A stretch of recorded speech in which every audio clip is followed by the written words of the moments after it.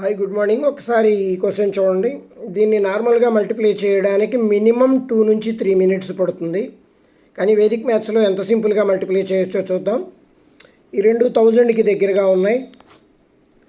997,000 కన్నా 3 చిన్నది, 993,000 కన్నా 7 చిన్నది. చిన్నవి అనే విషయాన్ని ఇండికేట్ చేయడానికి మైనస్ సింబల్ రాసుకోండి.